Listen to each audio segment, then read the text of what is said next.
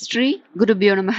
அனைவருக்கும் நமஸ்காரம். பெரிய பெரிய ஸ்லோகங்கள் சொல்ல முடியாதோரும் நேரம் இல்லாதோரும் சொல்வதற்கு எளிமையான மந்திரம் எந்த நேரத்தில் வேண்டுமானாலும் சொல்லலாம். பலன் சர்வ நிச்சயம். தீராது என்று நினைக்கும் கொடிய ரோகங்களும் நீங்கி தேக ஆரோக்கியம் ஏற்பட சொல்ல வேண்டிய எளிமையான மந்திரம் கண் கண்ட ஔஷதம் அப்படின்னு சொல்லப்படுறது. அதுதான் நம்ம இந்த பதிவுல தெரிந்து கொள்ள போகிறோம். சில சமயங்களில் எல்லா வகையான மருந்துகளையும் உட்கொண்டாலும் நோய் நீங்காது. மருத்துவர்களால் கூட நோயை கண்டறிய முடிவதில்லை. இப்படிப்பட்ட சூழ்நிலையில் கடவுள் நாமத்தை ஜபிப்பதே மனிதனின் உடல் மற்றும் மன நோய்களை அழித்து உடலை முத்து போல ஆக்கும் மருந்தாக உள்ளது. கடவுளுக்கு எல்லையற்ற அற்புதங்கள், எல்லையற்ற ஆற்றல்கள் இருப்பது போல அவரது நாமத்திற்கும் எல்லையற்ற சக்திகள் உண்டு.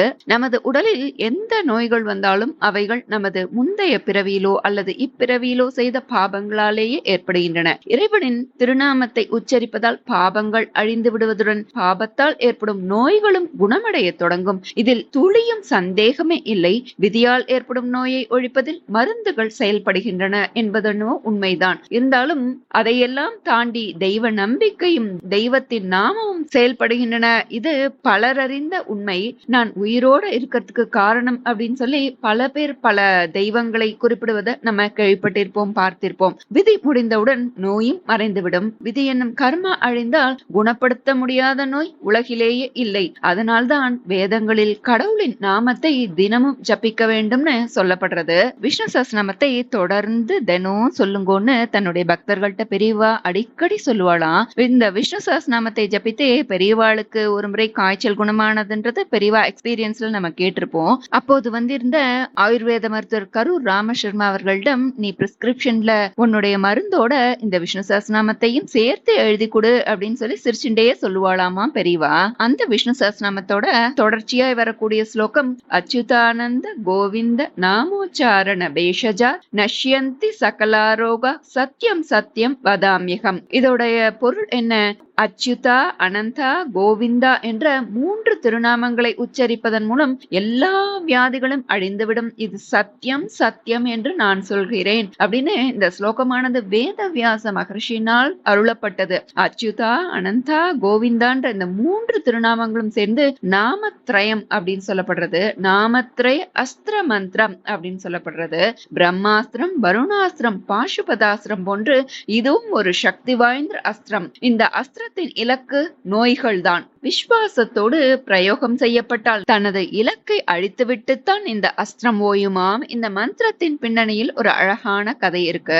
ஸ்ரீ லலிதா மகாத்ரிபுர சுந்தரிக்கும் பண்டாசுரனுக்கும் யுத்தம் நடந்துருக்கு. பண்டாசுரன் தேவியின் மீது கொடிய அஸ்திரங்களை எல்லாம் பிரயோகித்தவாறு இருந்தான். எல்லாவற்றையும் எளிதில் சமாளித்தாள் அன்னை. அஸ்திரங்களை விட்டால் நீங்க எளிதில் ஈஸியா சமாளிச்சுடுறாள். அதனால என்ன பண்றேன் பாரு அப்படின்னு சொல்லிட்டு இறுதியாக அவன் மகா ரோகாஸ்திரம்ன்ற ஒரு சக்தி வாய்ந்த அஸ்திரத்தை பிரயோகம் செய்தான். அதிலிருந்து கொடிய நோய்கள் எல்லாம் உற்பத்தி ஆயினவாம். அதன் விளைவாய் தேவியின் படை வீரர்கள் அனைவரும் நோய்வாய்ப்பட்டனர். அப்பொழுதுதான் தேவி இந்த நாமத்ரயம் அஸ்திரத்தை உண்டாக்கி அதை மகா ரோகாஸ்திரத்திற்கு எதிராக பிரயோகித்தாள் அப்படின்னு சொல்லப்படுறது. தேவி செலுத்திய இந்த நாமத்ரய அஸ்திரத்தின் வலிமையால் எல்லா நோய்களும் மறைந்தொழிந்தனவாம். உடன் படை வீரர்கள் அனைவரும் தேக ஆரோக்கியத்தை பெற்று பழைய நிலையை அடைந்தார்கள். அச்சுதாய நமக, அனந்தாய நமக, கோவிந்தாய நமக என்ற இந்த 3 திவ்ய நாமங்களை, 3 திவ்ய மந்திரங்களை தினமும் குறைந்தபட்சம் 108 முறை பக்தி ஸ்ரத்தையோடு எழுதலாம், சொல்லலாம். எழுதினால் அதிக பலன்னு சொல்லப்படுது.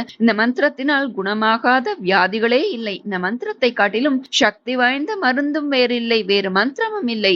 அதனால் இதை தொடர்ந்து உச்சரித்து பயனடையலாம். ஆனால் ஒன்று, ஆழ்ந்த நம்பிக்கையோடு இந்த மந்திரத்தை உச்சரிப்பதால் மட்டுமே விரும்பிய பலனை ஒருவர் அடைய முடியும். மந்திரம் என்பது ஒரு யந்திரமானால் நம்பிக்கை என்பது அந்த யந்திரத்தை இயக்க தேவைப்படும் ஒரு எரிபொருள்னு சொல்லலாம். அதனால் நம்பிக்கையோடு இந்த மந்திரத்தை உச்சரிப்போம். நிச்சயம் ஸ்ரீ ஹரியின் கிருபை கிடைக்கும் என்பதில் சந்தேகமே இல்லை. சர்வம் ஸ்ரீ கிருஷ்ணார்ப்பணம். திரும்பவும் அந்த மந்திரத்தை சொல்லலாம். அச்சுதானந்த கோவிந்த நாமோச்சாரண பேஷஜாத் நஷ்யந்தி சகலாரோகா சத்யம் சத்யம் வதாம்யகம். அச்சுதானந்த கோவிந்த நாமோச்சாரண नश्यन्ति सकलारोगाः सत्यं सत्यं वदाम्यहम् अच्युतानन्द गोविन्द नामोच्चारणभेषजात् नश्यन्ति सकलारोगाः सत्यं सत्यं वदाम्यहम् अच्युतानन्द गोविन्द नामोच्चारणभेषजात् नश्यन्ति सकलारोगाः सत्यं सत्यं वदाम्यहम् अच्युतानन्द गोविन्द नामोच्चारणभेषजात् नश्यन्ति सकलारोगाः सत्यं सत्यं वदाम्यहम् अच्युतानन्द गोविन्द नामोच्चारणभेषजात् नश्यन्ति सकलारोगाः सत्यं सत्यं वदाम्यहम् अच्युतानन्द गोविन्द नामोच्चारणभेषजात् नश्यन्ति सकलारोगाः सत्यं सत्यं वदाम्यहम् अच्युतानन्द गोविन्द नामोच्चारणभेषजात् नश्यन्ति सकलारोगाः सत्यं सत्यं वदाम्यहम् अच्युतानन्द गोविन्द नामोच्चारणभेषजात् नश्यन्ति सकलारोगाः सत्यं सत्यं वदाम्यहम् अच्युतानन्द गोविन्द नामोच्चारणभेषजात् नश्यन्ति सकलारोगाः सत्यं सत्यं वदाम्यहम् अच्युतानन्द गोविन्द नामोच्चारणभेषजात् नश्यन्ति सकलारोगाः सत्यं सत्यं वदाम्यहम् अच्युतानन्द गोविन्द नामोच्चारणभेषजात् नश्यन्ति सकलारोगाः सत्यं सत्यं वदाम्यहम् अच्युतानन्द गोविन्द नामोच्चारणभेषजात् नश्यन्ति सकलारोगाः सत्यं सत्यं वदाम्यहम्।